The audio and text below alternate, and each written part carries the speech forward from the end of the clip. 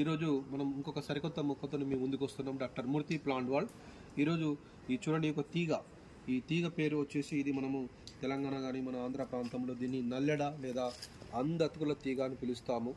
ఇది మనకి సంస్కృత గ్రంథాల్లో దినారక అని పిలుస్తారు. ఇది చూడండి ఎక్కడక్కడ కనుపు మధ్యమాలు కలిగి ఉండి ఒక బోన్ పక్కన బోన్ మాదిరిగా లీఫ్ వస్తుంది.